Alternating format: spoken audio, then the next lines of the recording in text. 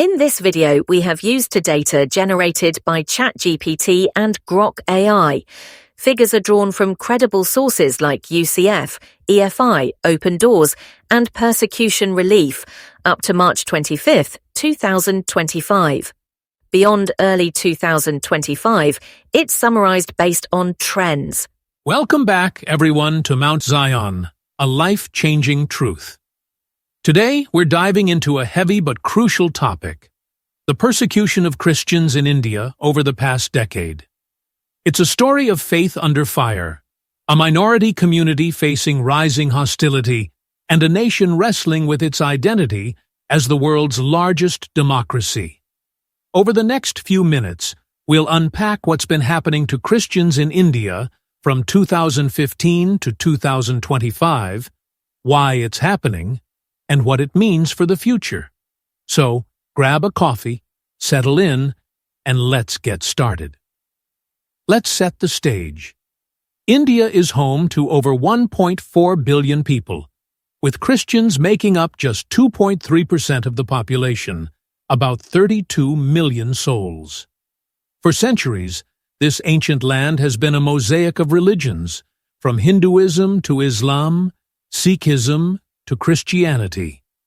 The Indian Constitution promises secularism and freedom of religion, but the reality on the ground tells a different story, especially in the last 10 years. Since 2015, reports of violence, discrimination, and harassment against Christians have skyrocketed, often linked to the rise of Hindu nationalism. It's been in power since 2014. What's been going on? Let's break it down year by year. We start in 2015, a year that some called the worst for Indian Christians since independence. The Catholic Secular Forum reported at least 365 major attacks on Christians and their institutions. In Delhi alone, 6 churches and a Christian school were targeted. Some set ablaze, others vandalized. Imagine celebrating Christmas, only to hear that a church in your city has been torched. That was the reality for many. Data from the Evangelical Fellowship of India, or EFI, shows incidents climbing from 177 in 2015 to 300 in 2016, a sharp jump that set the tone for the years ahead. By 2016, the persecution wasn't just a series of isolated events. It was becoming a pattern. Open Doors, a global watchdog on Christian persecution, noted that a church was burned or a pastor beaten about 10 times a week that year. That's an attack every 40 hours. Hindu extremist groups like the RSS and Bajrang Dal were often blamed, accusing Christians of forced conversions, a charge that's become a rallying cry for violence even though India's laws allow freedom to share faith. The numbers kept climbing. 330 incidents in 2016, 440 in 2017, and 477 in 2018, according to Persecution Relief. Now, let's talk about 2018 for a moment. This was a tipping point. The United Christian Forum, or UCF, recorded nearly 300 violent incidents that year, but 2 events stand out. In Uttar Pradesh, pastors were arrested for praying at birthday parties. Yes, birthday parties, under anti-conversion laws. Meanwhile, in Chhattisgarh, Christian families were denied burial rights, their loved ones' bodies left in limbo. These weren't just attacks on faith, they were assaults on dignity. By 2019, Persecution Relief tallied 527 hate crimes against Christians, a 60% increase from 2016. The message was clear: Christians were no longer safe in many parts of India. As we move into 2020 and beyond, the situation didn't improve. It escalated. The UCF reported 279 incidents in 2020, a dip some attribute to COVID-19 lockdowns, but by 2021 that number soared to 505. A joint report that year documented over 300 attacks in just 9 months, with mob violence making up nearly 60% of cases. Pastors were beaten, churches stormed, and false charges piled up. In Madhya Pradesh, Pastor Ramesh and his wife Reena were attacked by extremists while riding home from a prayer meeting. Reena suffered a fractured sternum and a head injury. The attackers? They fled, unpunished. 2022 was a record breaker. 599 incidents, says the UCF, though some groups like Fiacona reported over 1,198 cases. Christmas that year was marred by violence.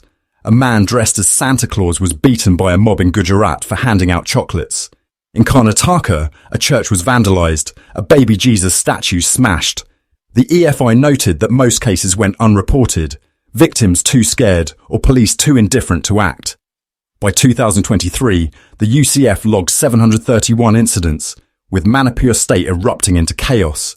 Ethno-religious conflict there saw 50 churches burned, 60 lives lost, mostly Christians, and tens of thousands displaced. The violence was so bad parts of the state became inaccessible to aid groups.